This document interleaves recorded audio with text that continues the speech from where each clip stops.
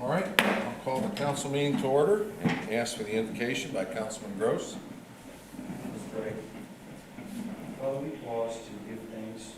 I specifically thank you for the individuals in this room, leaders in the community. I thank you for their leadership and service to the thousands of people that live in the city of Warsaw. We ask for, as we look at the agenda this evening, sharp minds and humble hearts. In Christ's name I pray, amen. Amen. All right. I pledge allegiance to the flag of the United States of America and to the republic for which it stands, one nation, under God, indivisible, with liberty and justice for all. All right, thanks, Jeff. Appreciate it. Let the minutes reflect we are all present, all except Diane, who is present via GoToMeeting. So all of our action will require a roll call vote tonight. Sorry. No worries. So let's just test that theory with the approval of minutes for the August 17th meeting. Those have been presented. Did anyone find any edits or corrections to those minutes? If not, is there a motion to approve them? I would move that we approve minutes from the last meeting. Okay. I'll second it. All right. Any further discussion? All right, roll call vote. Jeff Gross. Yes. Josh Finch. Yes. Jerry Frush. Yes. Mike Clonderis. Yes. Jack Wilhite. Yes. Councilman Clonderis. Yes, again. Hang on. Cindy Dobbs, sorry. Yes. I wrote, yeah. I'm making sure we do this in order. And Diane. Yes. All right, thank you. Well, you guys did great. I didn't do very good. So, all right, welcome to our visitors. Dan, it's good to see you after a long hiatus. Not you, that Dan back there. I've seen you enough. But anyway, it's good to have you here too. All right. That is you behind that Starry Night mask, right? That's right. Okay. So, items under oral and written communications. I wanted to draw everyone's attention to the portrait of Thaddeus Kosciuszko up on the wall there that was just recently added. A local attorney, David Colby, had done some work for a doctor in South Bend, Dr. Sobel, who recently passed away, and he wanted somebody down in Kosciuszko County to have this portrait. It's a portrait of a rather dapper, young-looking Thaddeus Kosciuszko. Dr. Sobel was an immigrant from Poland, studied medicine in Europe, and came to this country and ended up in South Bend as an orthopedic surgeon. Had a very large part in the Polish community in South Bend, and was very well respected. And so I think it's an honor to have been had that photo, or portrait, excuse me, wasn't a photo, passed on to our community, and it'll hang in our council chambers. I was hoping Dave would be here to talk a little bit more about Dr. Sobel, but at any rate, there's the photo, and we're really happy to have it. Well, thank you to Dave. That was Yeah, nice. that was nice. Yeah, it's very nice. So I wish I could say more about it other than, like I say, it will hang here. I think it's a great spot for it, and honoring a patriot of our country that I think we're all a little bit better because of I believe he was a mercenary, wasn't he? I'm not a historical genius, but I think he was a mercenary for the Revolutionary War, correct? I believe so. Yeah. All right. Item 2 is August fund report.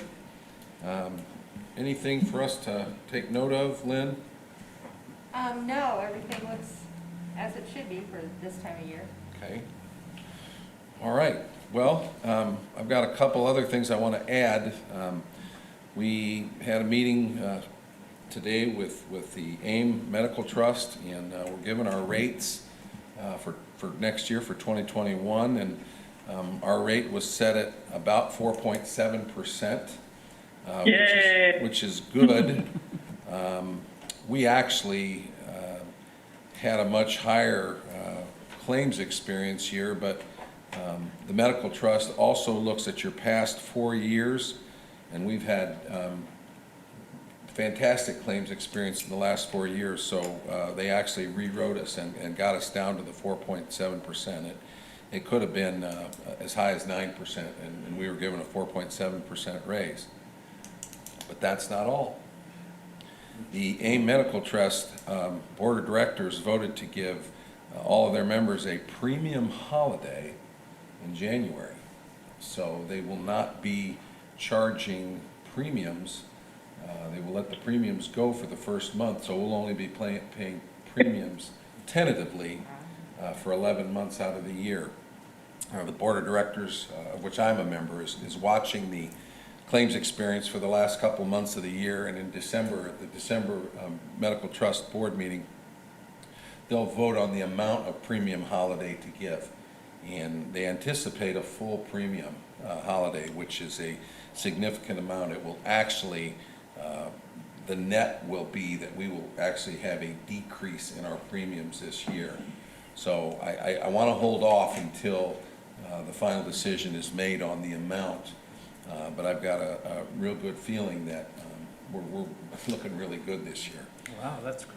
So what I'm going to do is I'm going to ask the departments to hold on to 4.7% in case something drastic would happen between now and then. We'll at least have our renewal rate set 4.7% higher. Remember, we asked departments to insert 15% increase in their budgets, and we will only need at maximum 4.7% of that. So our first go-round of line ones will be for looks like 10.3% of that money. We may hold off until December on doing line one cuts, and then we'll know for certain. But all in all, it looks really good. It looks like we're actually going to have a reduction in our premiums this year, which we've never had. So kind of the interesting part about that is we all expected that COVID could wreak havoc with our claims and rates, and it was quite the opposite. A lot of medical procedures were being delayed, and claims experiences way in our favor this year. Now, we also anticipate, again, for all the municipalities involved, next year could be a rebound year where people get that hip done and all those other things. But for this year, the Board of Directors, and they have a very significant reserve policy. This matches the reserve policy, and this premium holiday will be I think a real benefit to the stability of the rates for belonging to the medical trust. So, any questions on that? Okay. One other item. Tomorrow, State Department of Health is going to resume their COVID testing site down at Central Park. That will run from 9 to, I believe it's 9 to 6:30 through this Saturday and potentially next week as well. But we've at least got them back for this week, and that's been a very popular site. There's a lot of people take advantage of that site because it's drive-through, it's easy, and we're really excited about that coming back. All right. So, any questions on any of those items? I am going to check those times. They are going Wednesday through Saturday, but Larry, was it 9 through 6:30? Was that what they came last time? I can look back and see. I think that's right, and Stacy put out a press release, so Dan, you may check. My administrative assistant, she usually knows those details a little better than I do, so, but I'll check before we leave. All right? Well, with no unfinished business then, let's move into new business. Larry, your first, Resolution 2020-0901. This would be a transfer of funds from 360, which is park repair and maintenance in the park fund, to 220, which is park operating supplies. And Larry, I'll let you explain that. Yeah, we originally had budgeted to have the work at Higher Park done, contracted out. That was to improve some of the drainage out by the road that was identified in our 5-year master plan, and to put a little more aggregate onto the surface there. After meeting with Dustin and James and myself, we looked at the project, and it was determined if we did it in-house, we could do more extensive drainage in the park we could actually do the drainage in the lawn area and get it out to the street as opposed to just flowing it into the wetlands there. And on top of that, we could actually asphalt the parking lot there by using resources within the city. We would use the street department, wastewater, and park employees to do this, as well as engineering, Jameson Engineering. So that's the reason we're asking for the transfer. We'd like to extend our dollars, instead of doing it contractually, take that money and do it in-house. And I'm sure this would be well over a $200,000 project if we contracted it out. So that's why I'm requesting to transfer the budgeted funds to Now, supplies. Higher Park is the one out, It's where the BMX? BMX track is, Okay. yes. And just something about the BMX track there too. We've got one of the nicest BMX parks in the nation.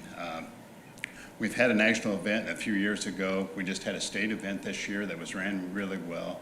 And there's always that possibility of getting a national event back there. We had a call this year to possibly have one there, and we decided not to have it, or not to contend for it due to the COVID outbreak. But it's brings a lot of revenue to the community when they do have those.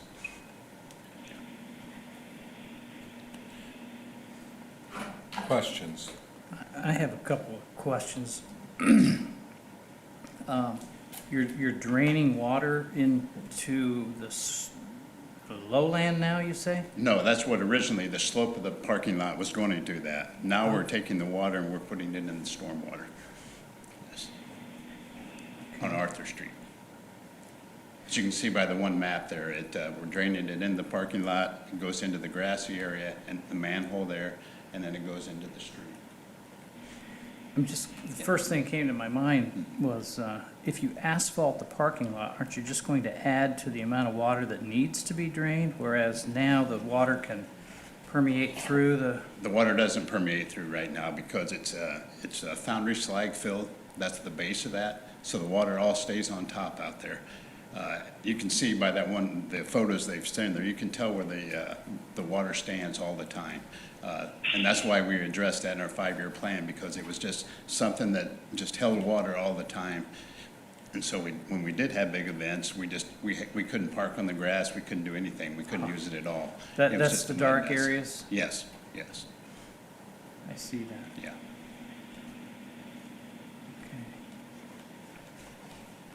Okay. So Larry, just for clarity, you've got 2 drawings here.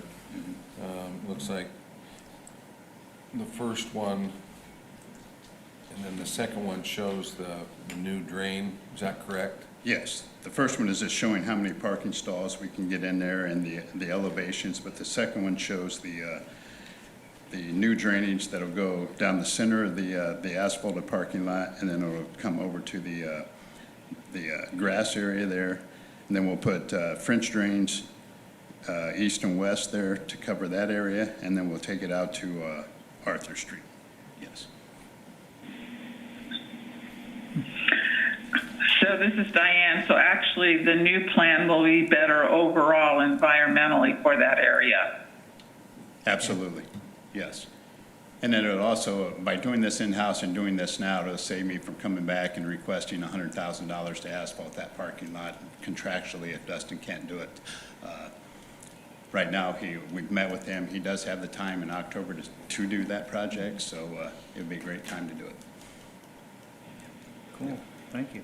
So Larry, roughly the savings by doing it now and doing what you're proposing with the transfer, with work being done in-house, was approximately how much? Probably $100,000 to $125,000. Okay. Yeah. In savings. In savings, savings. yes. Yep. Yes. All right, any other questions? No, you answered mine. Thank you very much. You're welcome. Thank you. I'll make a motion, we approve Resolution 2020-0901. I'll second that. All right. Any further discussion? Roll call. Jeff Gross, Yes? Josh Finch, Yes. Jerry Frush, Yes. Mike Clondaris, Yes. Jack Wilhite, yes. Cindy Dobbins. Yes. Diane Quantz. Yes. All right, thank you all very much. Larry, thank you. Thank you. Appreciate All it. right. All right, item number 2, I will call Councilman Gross to the podium to discuss this year's nuisance areas, which I'll let you take over. If you take a look at the resolution, it is the same as what we've offered now for, I think, this is our 15th year. The big change this year, archers for a little over a week have been applying online. I think I told you 2 weeks ago. I hate to mention names because there are so many people that volunteer and put so many hours into this program, but Todd Braddock and Nate Howitt have really done a great job on the tech side of doing this for us. I was able to look on a shared document earlier this evening, and we're just over 40 archers have now applied. Private landowner forms are coming in. That also can be done online. Really looking forward to seeing how all this technology is going to work this year. I'm sure we're going to have, a few bumps, but what it will be like several years from now. We have urban zone status again this year because of deer nuisance issues, and as a result, our archers that we end up veteran only this year that we put into the program to serve this year, they can start hunting in reduction zones that we approve on September 15th. And so really looking forward to another good year. I really appreciate the trust from the mayor, the police department, and then obviously the council here. The resolution will give us an opportunity to declare not only nuisance zones within the city, but also reduction zones, and that will allow our qualified archers to use equipment to take down deer. You just can't do that under current ordinance, so that's what you're approving. If you look at the third page, these are targeted nuisance areas. If you were to look at the entire city, it's basically or close to the entire city, but we have to declare these zones to make sure everybody knows where we are or could potentially be. With urban zone status, the state has basically said your entire city it has been declared by us as a nuisance zone. And that's why we get to go in early. It increases opportunities for archers to take more deer. And the archers, we probably have 30 to 50. Many of them have been doing it for many, many years. Dedicated to serve, they love to hunt. They really do believe it's a public service. They enjoy giving back. And last year we took, I think it was just over 50. And it'll be interesting to see how things work this year. So, any questions? Jeff, are these zones all the same? Yes, last no year? change in the nuisance zones. Where the change is basically we have a problem in the city. What happens is private landowners, along with our management team, we will open up what are called private reduction zones, and we will open up what are called public reduction zones. And if we approve a particular private property, okay, or we decide one of our longest standing public zones is KCH by the boardwalk. We have 2 reduction zones in there. And if those are approved, then archers can go into those zones and actually hunt. We know where they are, when they're hunting, who's in there. And a lot of the management and administration historically has been the police department, which will continue to be that. But again, our management team, I've already mentioned 2. There are other individuals. We monitor that and how that's going. So as far as council's concerned, the nuisance zones themselves, you'll be voting pretty much, if you approve this, they'll not have changed from last year, the general nuisance zones. And then it's up to the Deer Reduction Task Force to make the determination of where they're actually going to reduce. Public zones, we usually end up opening up 2 or 3 based on activity. Areas within the city, KCH again is by far the number one and the long-standing one.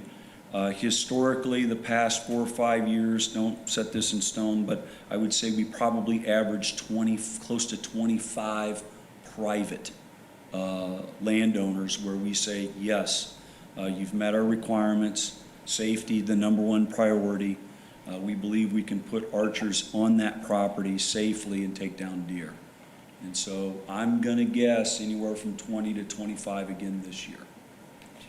And are those requests just handled as they come in on an individual basis? Yes, this year you can apply online, which we're strongly encouraging landowners and archers with a relationship with landowners to do. You can also fill out an application and take it to the police department. It's reviewed by our management team and signed off, or we contact the landowner and say we just don't feel like it meets our requirements. There's a lot of restrictions, you know, on these properties and the archers, and so every one of them is individually reviewed and then approved. Once again, you might let people out there know how to apply.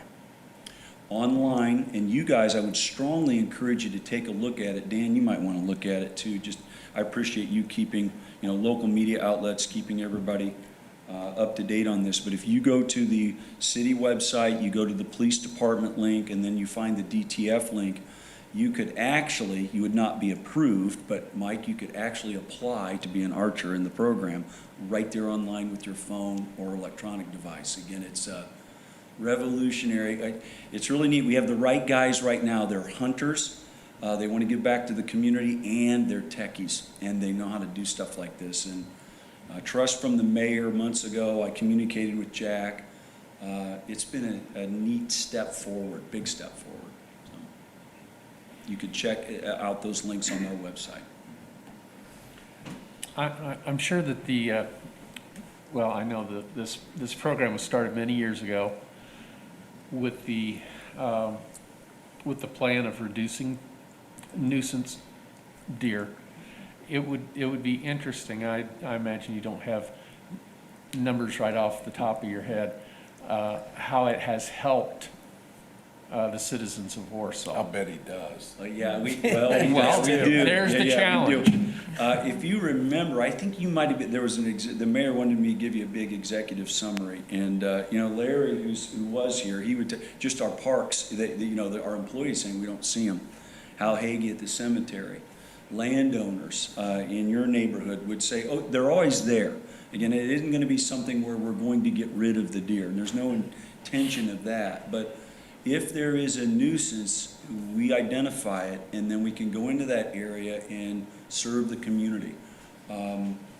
Variety of ways: less automobile, car deer accidents, property damage, and just the nuisance of having, I mean, the mayor can remember at one time we were getting phone calls. There are 40 deer, you know, Mr. Clay calling, and Jeff, there are 40 deer in my backyard. And I enjoy seeing them, but not 40, something's wrong. And They were there tonight. yeah, and so again, They they're don't always, always cooperate. yeah, they don't, but it's been, I think, very positive. We're now getting close, you know, here we are heading toward, you know, it's 15 plus years, we're getting close to 2 decades, Mayor. Can't believe it, because you were ground floor, you were there. Took us years to even get it started. We're over 500 deer that have been taken. And 90+% clip is doe. If it's a truly deer reduction effort, you take doe. Very proud to say I'm a part of it. I don't really do anything. It's the volunteers, the archers, people like you supporting our efforts, which I think at the end of the day, citizens are saying it's better than what it used to be. And I can't imagine not doing anything if we just said we weren't going to do anything 15 years ago, what it would look like around here. So, Well, Jeff's being very modest, because to me, not only is the number important, but the fact that we haven't had an accident. And that's, We have not had an accident. that's huge. Yeah, that is. we have that's been great. very fortunate because, again, there's always, I've told you before, there's risk involved. And, but the requirements and protocols that we placed on the archers and their willingness to follow that has caused very few problems for us. And they know it's a public service, it's a team effort. And if there are mistakes, I mean, we've asked people not to come back, we've dismissed people. Some it's just unintentional, just unfortunate something that they've done. And so we're expecting a lot from them. But again, back to service and trying to do it the right way. So. All right. Any further questions? Would there be a motion to approve Resolution 2020-0902? Bring it home. Jeff? I move to approve Resolution 20092. I'll second. All right, motion's been made and seconded. Jeff Gross? Jeff? Vote. Oh. Yes. I was so excited I got it. Yes. Thanks, Mayor. Josh? Yes. Jerry? Yes. Mike? Yes. All right, Jack? Yes. Cindy? Yes. And Diane? Yes. All right. Thank you, Jeff, and thanks for all your work. This has been an ongoing effort, again, with the police department's done a great job, and DNR has been so helpful, and the local deer hunters have been fabulous, and we're blessed that this program has become a model, and it's all you started it, and so take a little bit of a bow there. All right. Item 3, this would be line 2 budget cuts, which are basically reduction in spending for this year. Those reductions will go back into our budget, into our reserves, and help offset some spending that, or the need for the levy in the 2021 budget. The amount, as you can see, was pretty substantial. There was over $1 million out of the general fund, and with all the other funds, we're looking at $1.653 million. So, Lynn, any comments on the line 2 cuts? They're all mostly health insurance cuts that we didn't take last year as line 1s, but nonetheless, here they are. Yeah, everybody did a really good job of looking at their budgets and maybe giving some things up, but I think everybody did a good job. You know, and we've talked about the revenue side of this thing, that, you know, we're gonna have to find more revenue somehow, but by not spending, that's one good way to create a little bit of revenue as well. So that's what's being proposed. I know Lynn would like you all to ratify this tonight so that she can take the appropriate steps to affect this year's budget and look at how it'll impact next year's. Any questions? Is there a motion to approve? I would so move. Okay. Resolution 2903. Okay, Second. second. Any further discussion? All right, Jeff Gross. Yes. Josh Finch. Yes. Jerry Frush. Yes. Mike Clondaris. Thank you, department heads. Thank you. Jack Wilhite. Yes. I assume that's a yes. Yes. Jack Will. Cindy Dobbins. Yes. And Diane Quantz. Yes. All right. Yeah, and you're right. You know, I sent out the memo to the department heads, and what, Lynn, they were You gave it like maybe 2 weeks. I gave them 2 weeks, and I had them all back in 48 hours. Yeah. So there were, Quick. we used some very coercive language in the email, but it was helpful, and I do appreciate the department heads keeping their spending down and their budgets, understanding the importance of doing that. All right, item number 4, this is a confirming resolution for the ERA, Economic Revitalization Area, that we voted on preliminarily at the last meeting. Tonight will be a public hearing for 133 Enterprise Drive. Jeremy? Yeah, we've done this a few times. Obviously, you've approved the declaratory resolution at your last meeting. This is the confirming resolution and public hearing. After approving this, if you so choose to, then there's the SB1 that you can approve for issuing the actual tax abatement. Jeremy, remind me, at the last meeting, I asked the question why that wasn't in the original ERA, and there was, I think, a zoning reason. Yeah, so in 1996, I believe it was, the city approved every industrial and specifically the C4 zoning district in the city a ERA. And obviously, over the years, zoning has changed. So we do have some industrial. The airport industrial park we designated after we annexed that in. The tech park's been designated a few years back. But this is kind of a split between industrial and commercial. So there's kind of a mixture in here. The back half of the property is zone industrial, and kind of the front half is zone commercial, but there's a mixture of uses. So that's why it wouldn't have been included in the first one as a C2 zoning district. It didn't cover it under that I2 and I3, I1, and C4 zoning district. So, any questions of Jeremy before I open it up for public discussion? All right. So, is there anyone wishing to speak on behalf of the petition?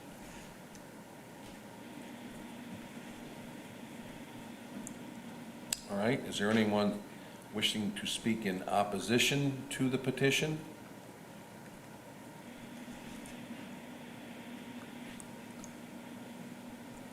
Okay. I will close the public hearing portion of the meeting and come back to the council for your action.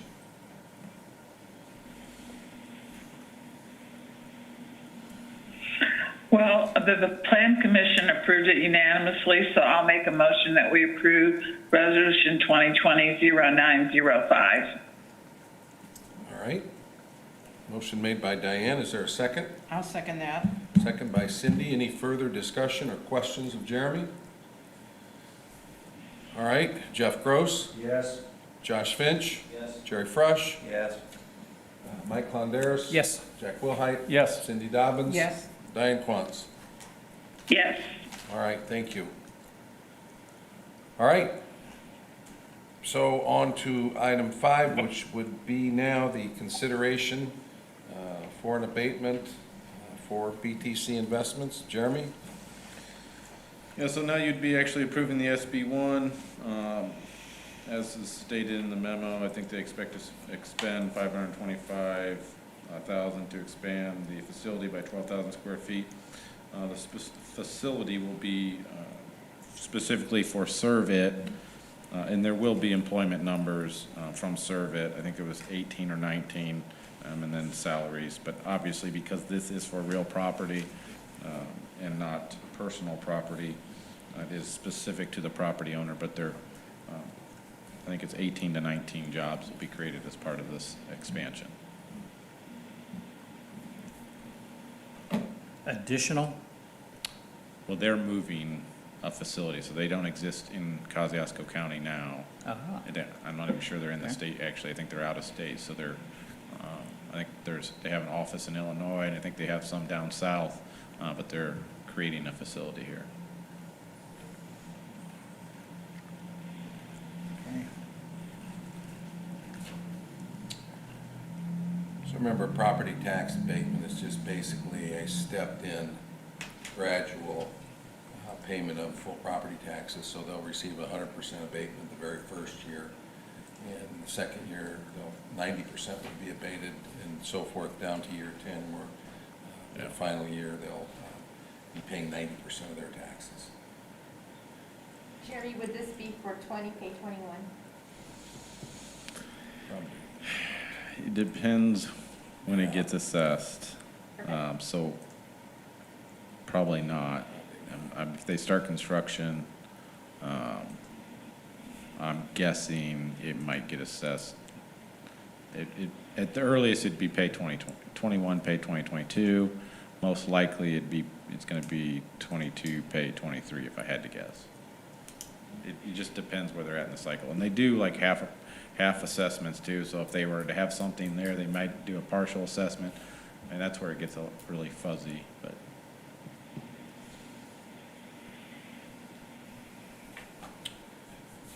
Good question, Lynn. Any other questions?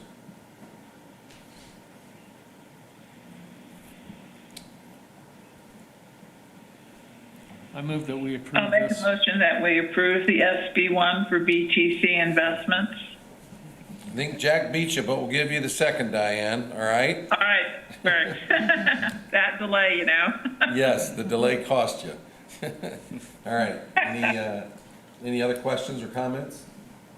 All right, Jeff Gross, Yes. Josh Finch, Yes. Jerry Frush, Yes. Mike Londeras, Yes. Jack Wilhite, Yes. Cindy Dobbins. Yes. And Diane Quantz. Yes. All right, great. Thanks, Jeremy.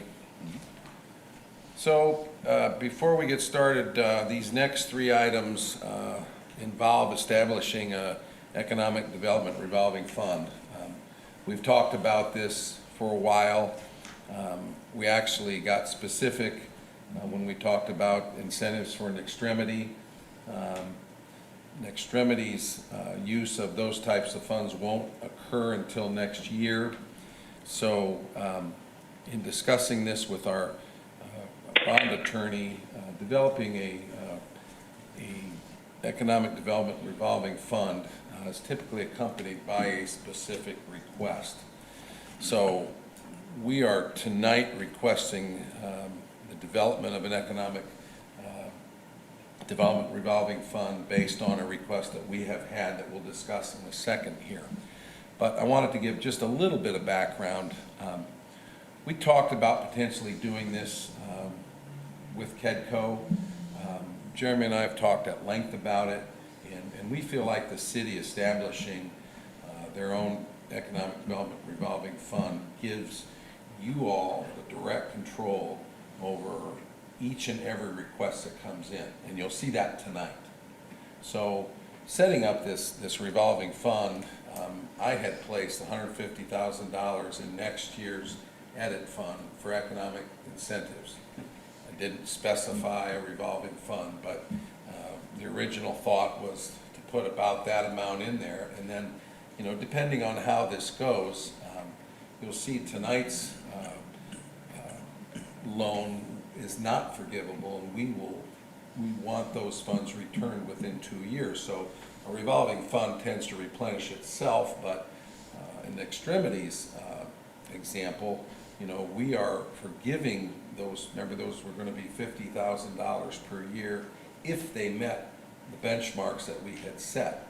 So that's an example where you all decided that that made sense given what they were bringing to the community. So that portion, and that none of that work has been resolved yet. You'll still have a chance to come back and do that and refine that. That was just the MOU that we had signed with them. But the point is that we're seeing more and more that this will give us ways to give incentives, but to do it with complete control, bringing every incentive to the council for their review. And again, if we set the parameters of this revolving fund now, we'll have that flexibility. So tonight is an example of that.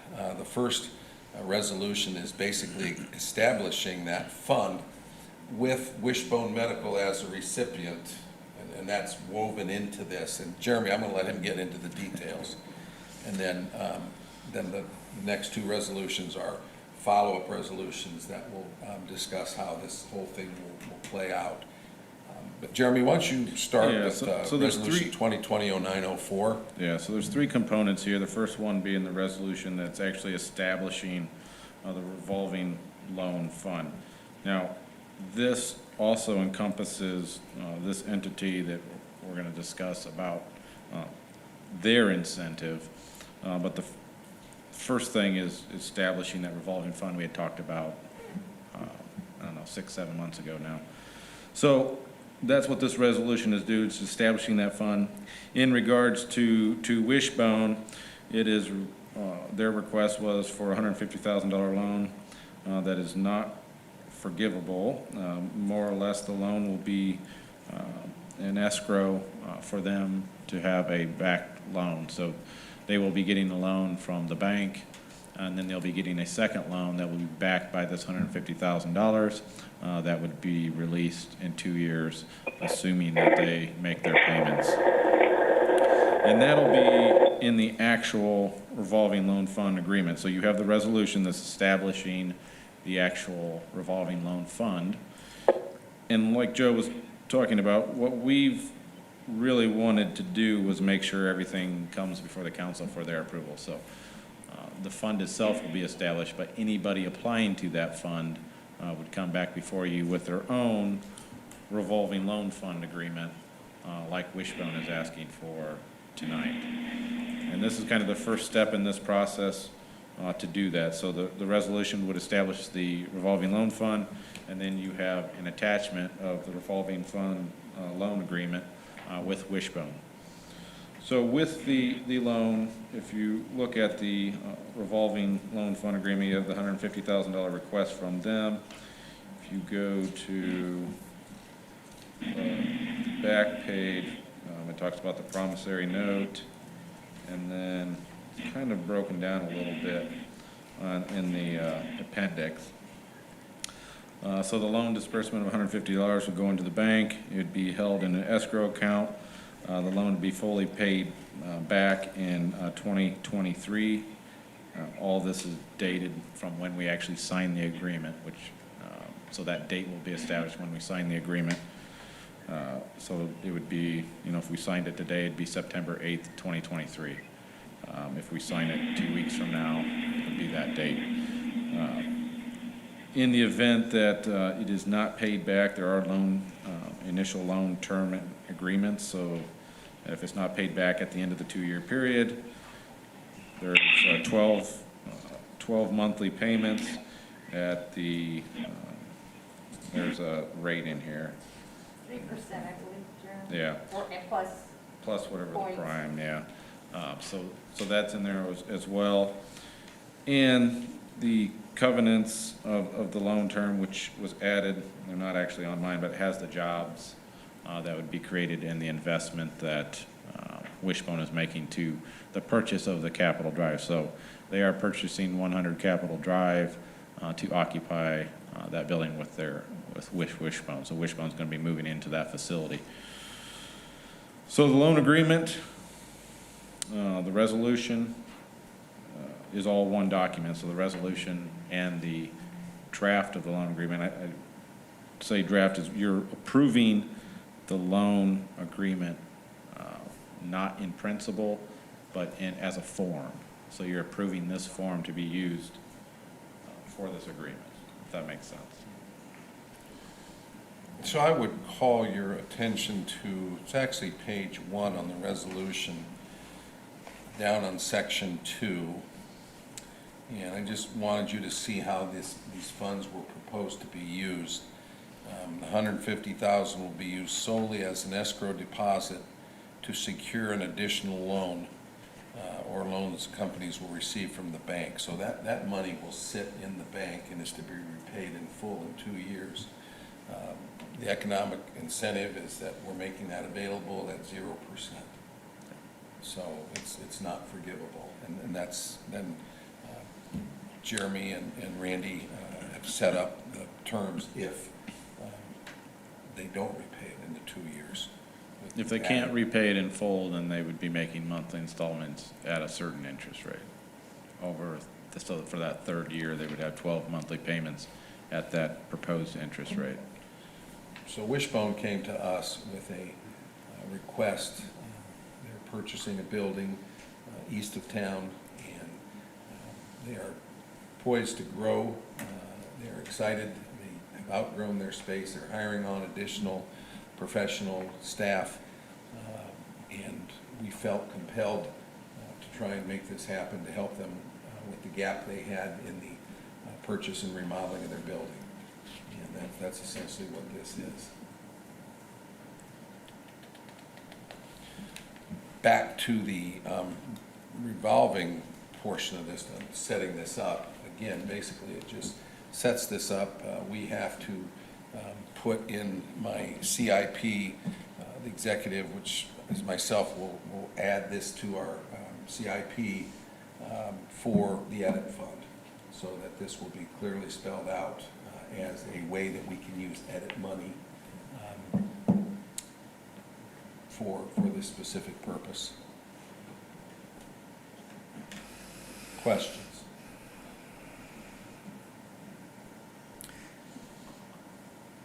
Mayor, Yes, if you put $150,000 in there as a placeholder and this company has come to the city, so we're gonna use it all for one company, that leaves nothing for anybody else who may knock on the door? well, I had put 150,000 in for next year, thinking we would start this next year. If you remember, what we got an MOU with McExtremity is that they will be paid $50,000 at the end of the year if they meet their incentives. And I think they would be eligible for payment at the end of this year and next year, so we would need $100,000 in there. We're going to be seeking an additional appropriation for this 150,000, but keep in mind that that will all be replenished back in the fund in 2 years. You know, my thought was to set 150, 200,000, somewhere in that range as our, kind of our cap, but knowing that every year we could get a different amount. It's gonna go up and down depending on what's returned, what is forgiven. So my assumption is there will probably be some edit money going in every year, but the biggest amount will be going in to establish the fund, which is what we'll have to do for this year because we didn't have money set aside for it this year. There's plenty of money in the edit fund for an additional appropriation, and that's what we'll be discussing down on item 8, which will require at least certainly another meeting to do that. So we're kind of taking step at a time. But the idea is to establish the fund, establish an amount over the next few years and see how it goes. And then, again, all coming back through you all. So that 50,000 a year to an extremity will have to be approved by you in very similar, assume it'd be a resolution form, very similar to what we're asking tonight. It'd be the loan agreement. So the resolution's establishing the fund, and then part of this resolution is approving the form of the loan agreement that you have. The loan agreement itself would be approved between, I believe, the council and the company. And so what I guess I'm trying to say is, because you have to sign this, there is some flexibility in that. Some of the language in this may change in terms of the numbers, but the form itself will not change. Does that make sense? So as you get companies that come in, numbers will change, but the form itself will remain. This will be the form that you're basically loaning the agreement on. And to be fair, some incentives go through the redevelopment commission. In fact, extremity is another example of that. Yeah, the biggest thing to understand with this is every company has different needs. And what we had talked about 6-7 months ago was understanding what the needs of maybe some smaller startup companies are, who aren't coming in, they're not building an $8 million building, that they can get a significant amount of tax abatements and or different redevelopment incentives on. A company like Wishbone, who is still spending a lot of money in purchasing a building that's already taxed, that they can't get a tax abatement on because the building's already there, but we don't want it to sit vacant. So they will be applying for a vacant building tax deduction, but it's only 3 years, and I believe it's 75, 50, whatever the percentages are, and it's only 3 years long because it's already an existing building. So one of the ways you can give additional incentives to these startup companies that may not be spending a lot of capital or be buying an existing building is through this revolving loan fund. So this is just another tool in our toolbox to offer incentives.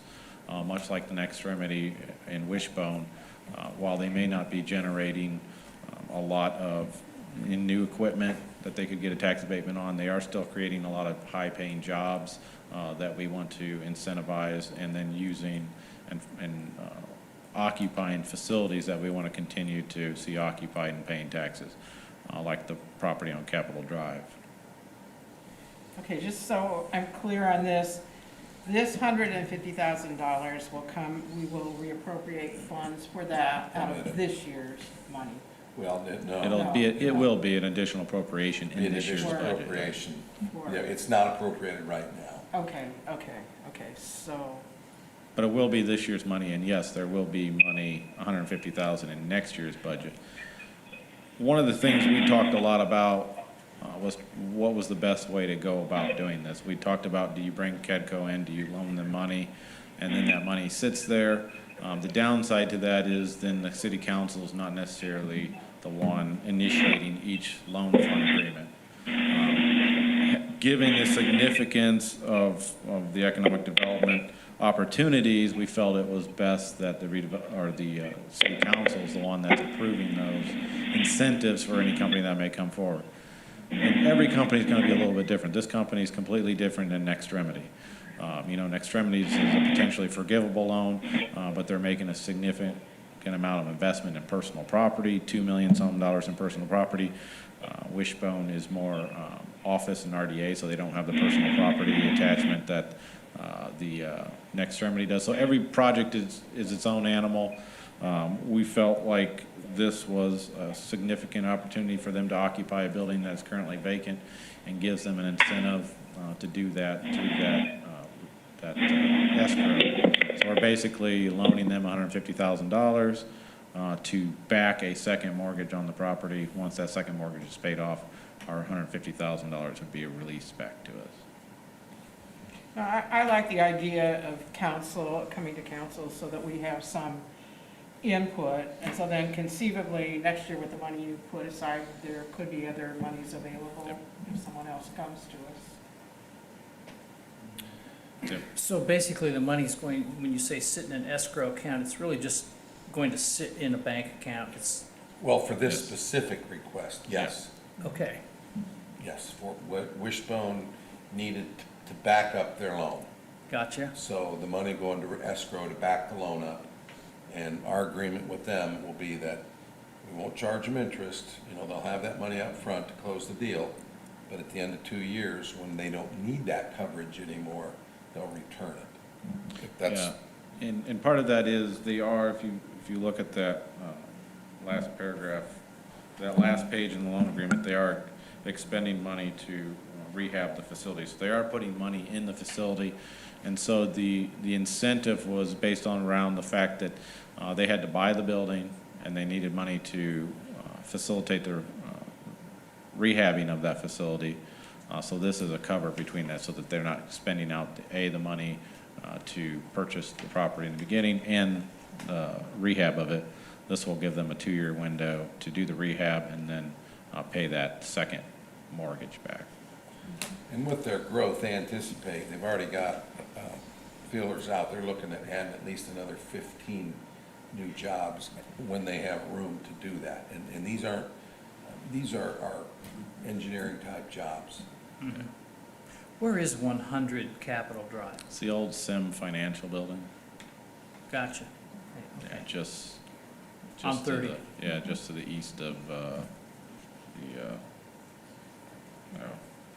county CBB. Yeah. So Jeremy, this is, in essence, it seems to be a new program, so to speak, or, Yeah, we are. And this is what we had talked about okay, so. 6-7 months ago. We're creating this revolving loan program that we have not done in the past. A lot of communities have it. This is just us initiating this as another potential tool in our toolbox for economic So development. other communities have done it, Oh, yeah. and what would you say the risk to the city would be? Well, every deal is its own deal. There's a risk. There's always a wherever you go, risk, so yeah. that's the thing I would take. Every deal you sign is its own risk, so don't confuse the loan program with a specific risk. Every risk would be within the agreement that you sign. The Nextremity risk is a lot different than this risk, right? Mhm. Because theirs is potentially forgivable, whereas this one is not. Now, other cities who have incorporated this sort of a revolving loan,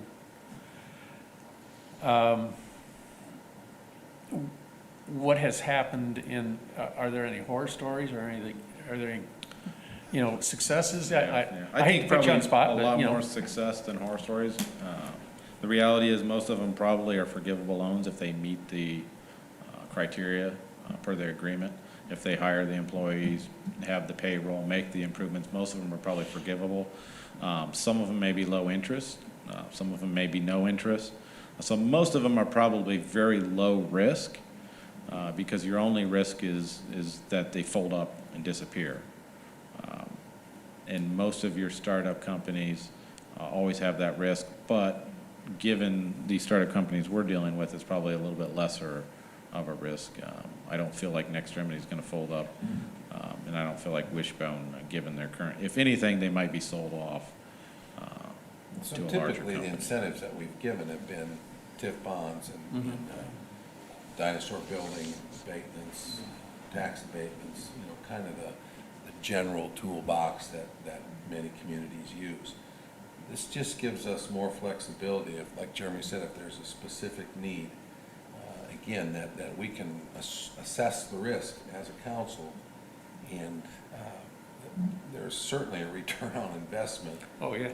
which I think we've seen and will continue to see, but that's part of trying to create an environment where someone can get across the finish line to get the building moved, get the building built, get the building remodeled, buy new equipment, and ultimately hire jobs. And this is just a gap, it's filling a gap that we currently don't have filled. Most companies that are making large purchases would do the tax abatement because that's the biggest benefit to them. When you're dealing with companies like Wishbone or even Next Remedy or even another entity, I'm sure another time we're going to have a conversation with you about their upfront capital cost is the issue, not their long-term machine or operating equipment, which you can give tax abatements for or do other tax incentives, whether it be through a TIF bond or not. So they don't have that initial input of cash that they're putting down. Usually it's a smaller incremental need where they're occupying an existing facility they can't get a tax abatement on, but there's already, in this case, an $800,000 building that's sitting there that they want to occupy, but they don't get any tax abatement. If someone goes and builds an $800,000 building, we give them a tax abatement. That's the gap that this revolving loan fund is filling we don't have a tool for currently. Is that building currently empty? Yes. Does it qualify for the dinosaur building? Yeah, it's been empty for at least 3 years. The last occupant was Wright Medical. I think that's where they were at. Earlier today, the redevelopment commission, I was online, so I didn't see anything, but several very good comments. Mike made several. I'll just say incentives, other communities, other states offer these tools. Risk, there certainly is a risk, but man, the years I've been sitting on this board, I'm seeing more and more of this from this current administration and our current plan department, adding tools, and I cannot believe the amount of private dollars that, even with risk, and it can be, bumpy, the amount of money, and today was a good example, bulldoze for $250,000, potentially private investment, 7, 8, 9, 10, boom, private dollars, private. And I just appreciate the current administration, our plan department, forward thinking on the council, and I like walking this direction. Even though I have a hard time at times understanding all of it, I greatly appreciate it. And I've now seen it with all this development. And man, they're carrots. Yeah, it's big money, but really when you look at it, it's not compared to what we see short and long term. And so I appreciate the effort. And I'm in support of looking this direction.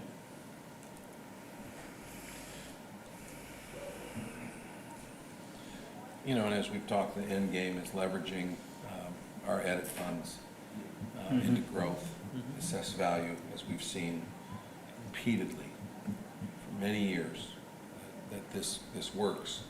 When someone comes to us and wants to come here, that's why we do it. And I think we've been very prudent, and I think this is a very prudent step.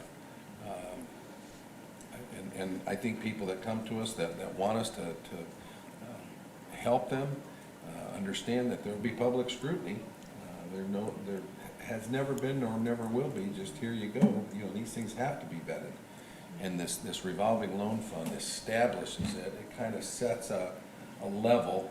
And, you know, as this works, hopefully with the revolving fund, we'll be getting these funds returned over time.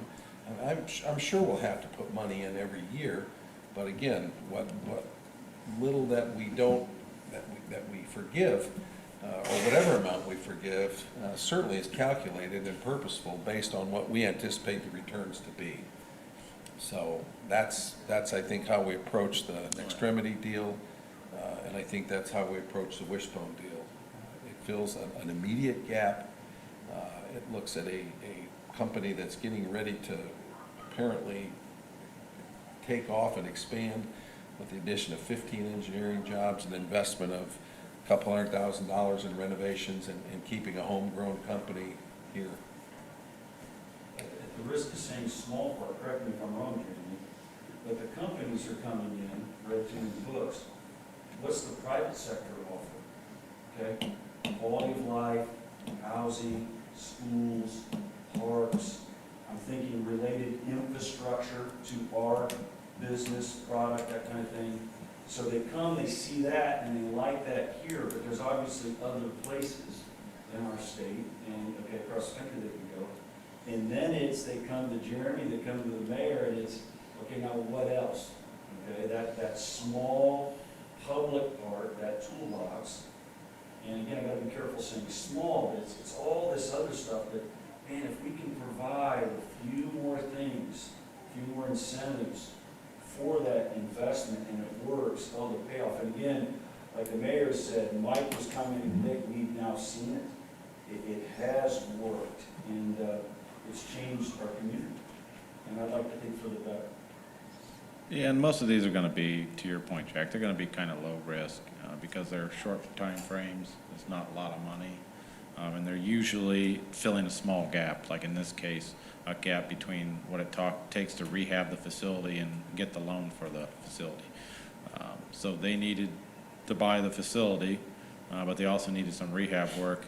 And rather than $400,000 being expended up front, they get $150,000 for 2 years as a loan agreement, and they get to do the rehab, and then in 2 years they pay off. So it spreads out that cost over a short period of time for them, rather than coming in day one and outlaying $400,000 in capital for a startup. I don't even want to say startup, for a evolving orthopedic company. Mayor, you mentioned you wanted 150 in play. Is the 2 year, is that boilerplate? Is that state code? Is that just something you guys decided?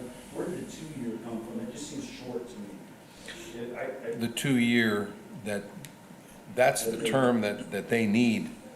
So it's tailored to their needs. So what their ones? Yeah, it's not, we didn't set that up. That was their request. That was their request. Okay, that's their request. They need that coverage until so basically, it's pretty simple. They start paying on their note. Yeah. And when they hit a point where they don't need our coverage, we get the money back. That's probably the simplest way to say it. And that allows them to put the $200,000 in the building for day one, rather than waiting 2 years to put the money in the building. I think what it came down to was, we have the capital to buy the building, or we have the capital to rehab the facility. This allows them to do both. You know, I think if you look at this resolution, it's masterful by Randy in its simplicity. If you take the part out about the specific wishbone part and just look at the establishment of the fund, I mean, the section regarding the council in section 4, it says the common council finds that the loan will further the following economic development purposes set out in the act. Number 1, promote significant opportunities for the gainful employment of the city residents, and 2, retain or expand significant business enterprises within the city. So that's your role, and that's key. And then the mayor, clerk, treasurer are basically charged to administer the loan, but the council is the one that basically is making this happen.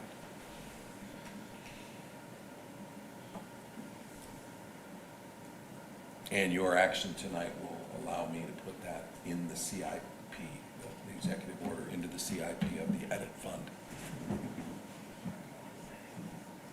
No. Diane. Questions?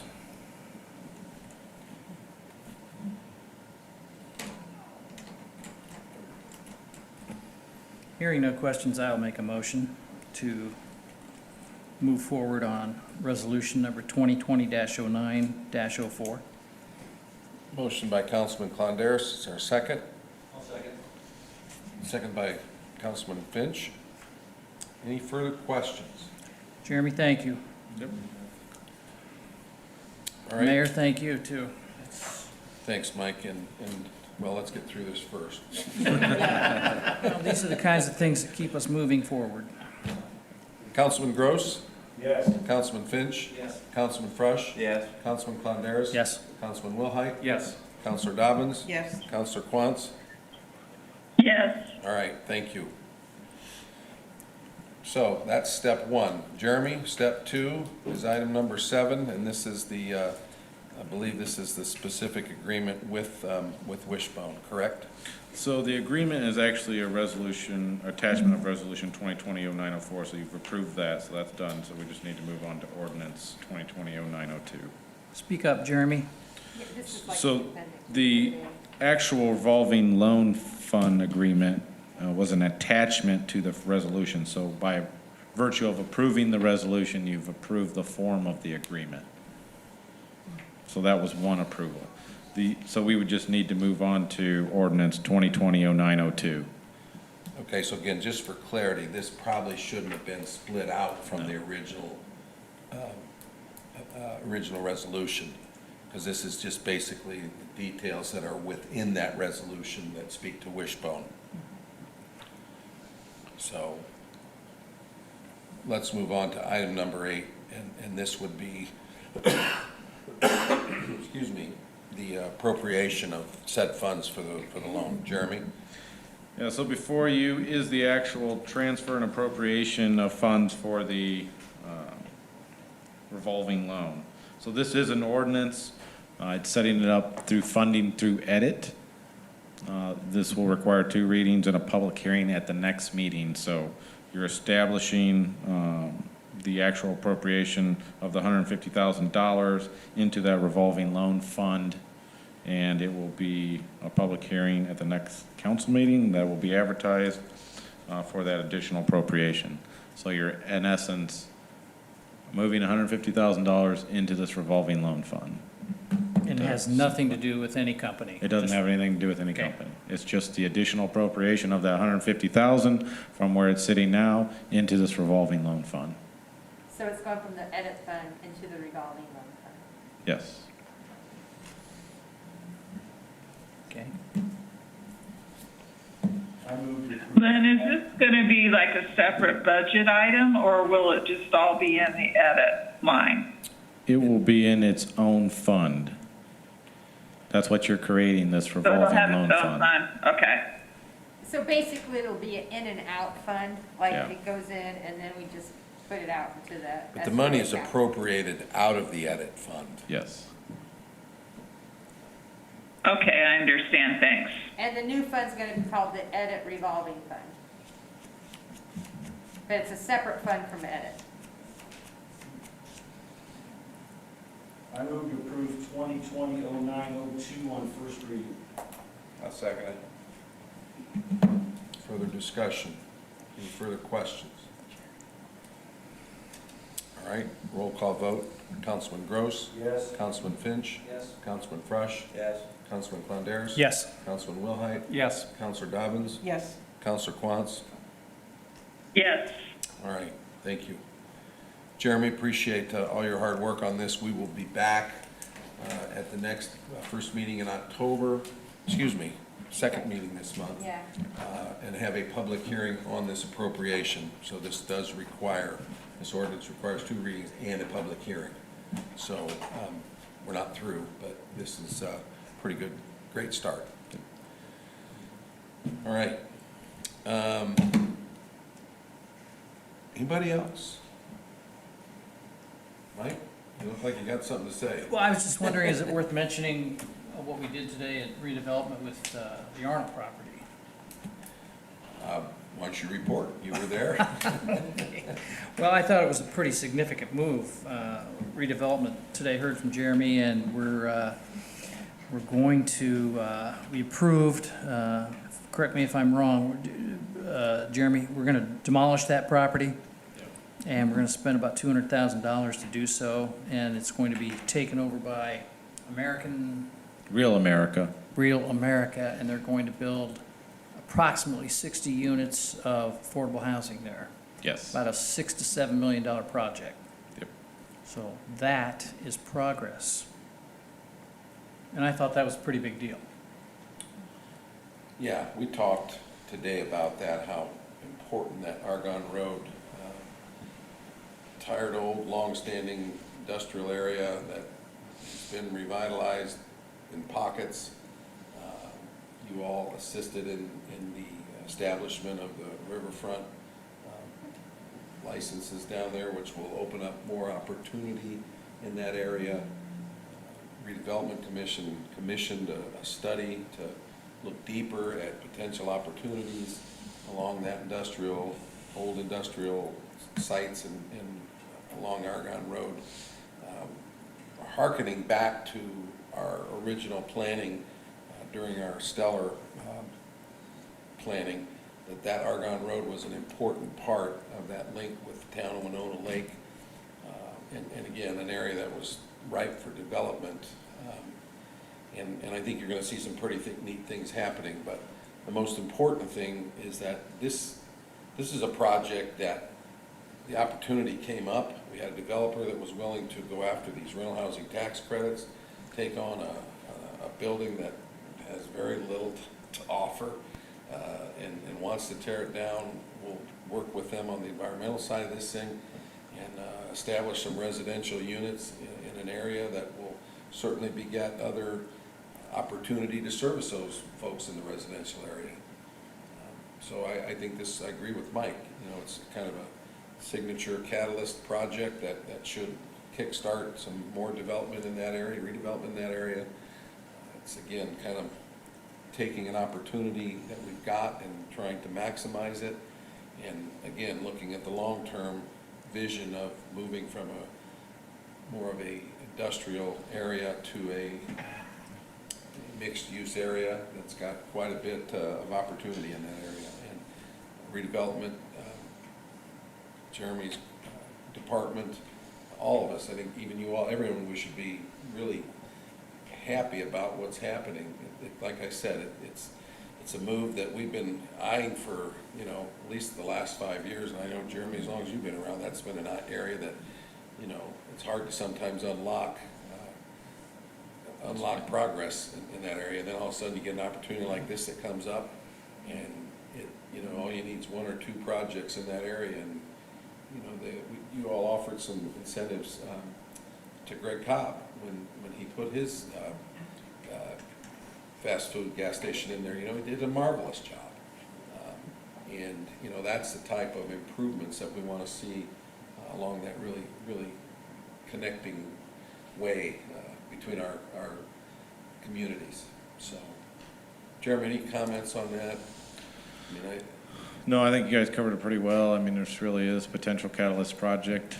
We were trying to figure out what to do with the Arnold building. Its receivership was dying. It was run out of money. It was going to become the second GACI building in the area where it's just sitting dilapidated.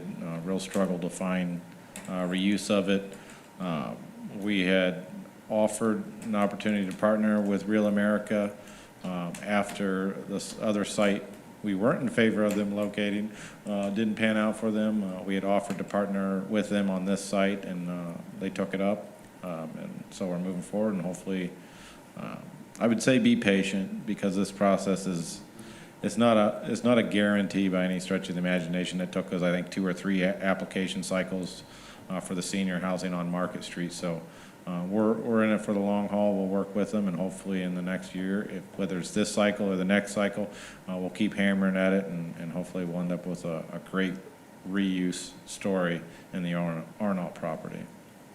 I just said this afternoon, it's forward thinking with incentives, and I enjoyed listening to Mike and others speak. And then I would highly recommend to the council, if they haven't seen it or send it out again, it's 67 pages long, but it's the vision, you can see it, the helicopter view, and other things in there. I think George Clemens said today, maybe, reaching really far, and there are a lot of steps, like Mike said, but they're good steps, that it's progressive thinking. And I think, Mayor, you said it was about 5 years ago, started putting this together. And I enjoy just going through it and looking at it and going, oh my goodness, there's vision there. So I appreciate everyone's effort. I recommend to all of you to look at it, take a look at that. Yeah, progress is slow and hard, isn't it, Jeremy? And you've got to have patience and perseverance. You know, and to that end, we had a meeting with the Northeast Indiana Redevelopment Authority today. They had their meeting here in Warsaw, and they were coming to look at the Buffalo Street project and catch up on our progress. And we had our developer, Dave Matthews, was in town, Jeremy, myself, and Craig Snow, who took Brad Bishop's place, is on the RDA, so we had a nice hometown meeting with him here.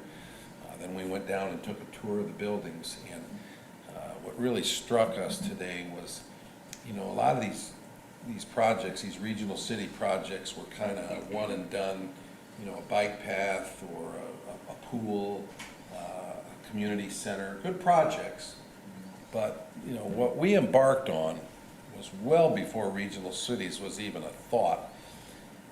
That neighborhood had severe problems with regards to stormwater drainage, utilities. It was a redevelopment project waiting to happen for a long time.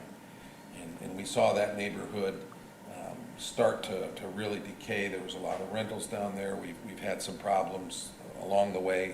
But the bottom line is there was some vision to look at that and to not just make this a one and done project, but look at what it was going to take to go down, completely redo the roads, completely redo the infrastructure. Would you say a 36-inch sewer main that had to be improved before the developer could then go in and tie off to each one of these units.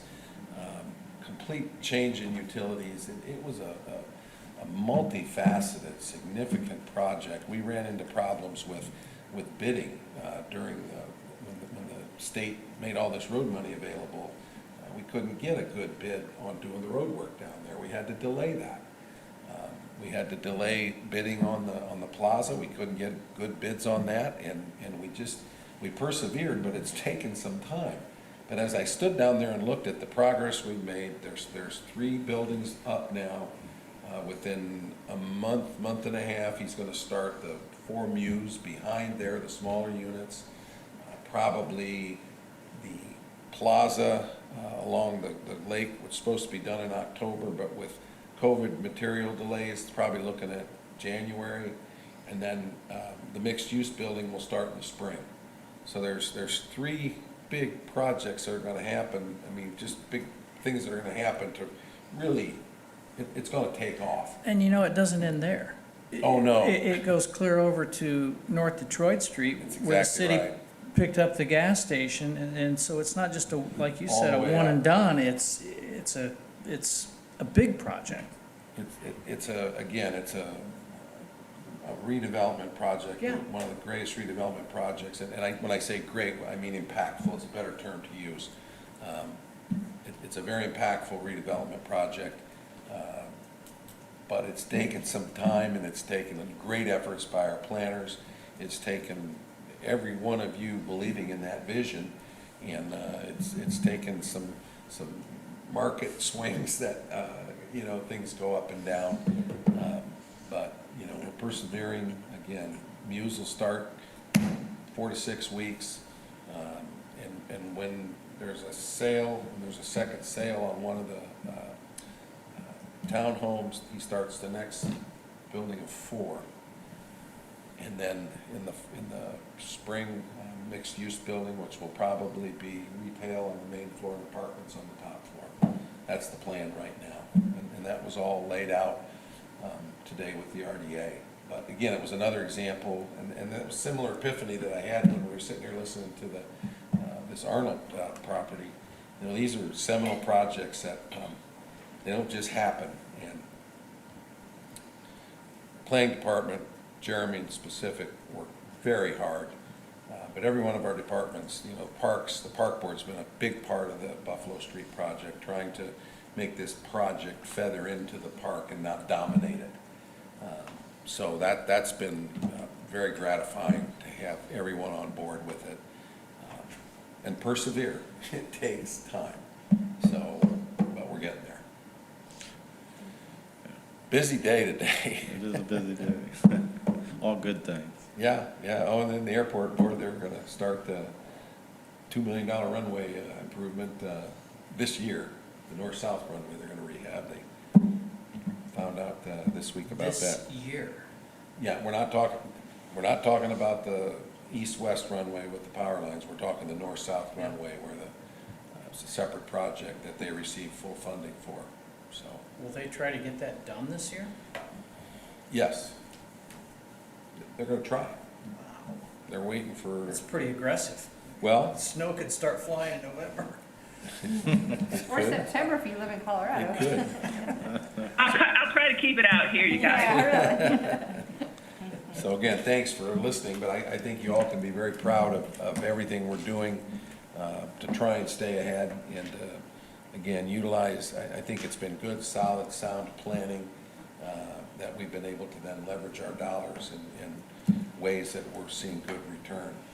And I think that's about all you can ask for. So, you got anything to say? You haven't said a word tonight. Well, I'm glad that something did happen to the property formerly known as the Arnold property. So, those things can be a mess. These dilapidated properties across the country are just terrible nuisances to cities and towns, and the Turnway was just a god-awful eyesore, potentially into much-needed affordable housing is an incredible thing. So I think that's an enormous thing for our community. It's life-changing for the people that are going to move in there and for the people that have had to put up with that mess that were there for the last couple of decades. So I'm really proud of what the city planners got worked out and what you guys are helping make happen. So across the board from the DCA to all this, it's been quite a development. And again, I don't want to short-sight the efforts of Scott. I mean, he's fielding all the hard questions about environmental issues and a lot of these agreements, working with our bond attorney to make sure that we're doing the right thing and we're doing it the right way. And again, that's that team effort for the city is Scott's just done a great job that way too. So, all right, anybody else? If not, I'll ask for a motion to adjourn. Move to adjourn. Jerry moves. Second. All right, I'll take by consensus. We're out. We have things to sign. Yes. Jeremy, thanks. This one is just you, and I'll bring these back when you're right time. Okay. I'll let Cindy go first. Okay. Thank you.